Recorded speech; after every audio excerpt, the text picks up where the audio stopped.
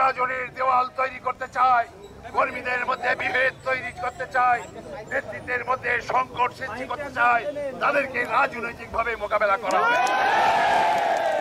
আমি আপনাদেরকে থাকতে বলতে চাই, আজকে বাংলাদেশ জাতীয়তাবাদী দলের আজকেও সুসময় আসলে একটি পরীক্ষায় আমাদের অবতীর্ণ হতে হবে। এটি লড়াই আমাদের বিজয় অর্জন করতে হবে। সেই লড়াইয়ে সকলকে সামিল হতে হবে। সকলের মধ্যে বিভেদ আর অনৈক্য দূর করে নিজেদের মধ্যে ইস্পাত কঠিন ঐক্য সৃষ্টি করে একই পরিবারের সদস্যই মানসিকতা তৈরি করে নিজেদের মধ্যে ভ্রাতৃত্ববোধ সৃষ্টি করে আগামী দিনে নির্বাচনী যুদ্ধে ধানের শীষের পক্ষে বিজয় হবে।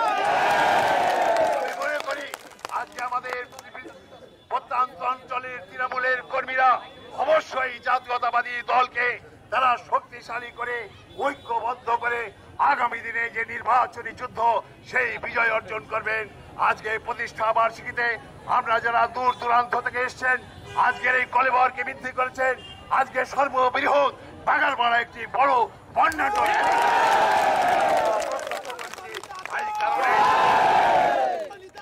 বাগারপাড়াবাসী আপনারা এখানে যারা উপস্থিত আছেন, আর আধা ঘন্টা রৌদ্র তাপ বহন করার ক্ষমতা রাখেন কিনা?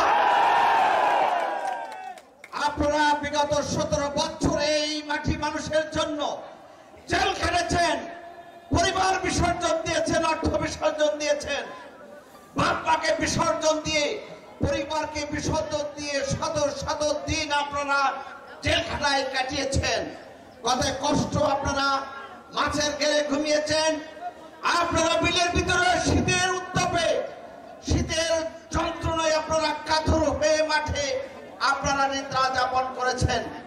কষ্টে আপনাদের প্রতিটা দিন অতিবাহিত হয়েছে। বাড়িতে আপনারা ঘুমাইতে পারেন নাই, এই বাজারে আসতে পারেন নাই, এই মাটি মানুষের সাথে সুন্দর করে কথা বলার সুযোগটুকু আপনারা পান নাই। আজকে সুযোগ এসেছে, সেটার জবাব দেওয়া আপনাকে জবাব দিতে হবে। এবং এই রৌদ্র তাপ সেই যন্ত্রণার থেকে অনেক নগণ্য ঠাতা আপনাদেরকে সহ্য করে এই কাফেলায় এই বিশাল র্যালিতে আপনাদেরকে উপস্থিত থাকতে হবে বন্ধুরা।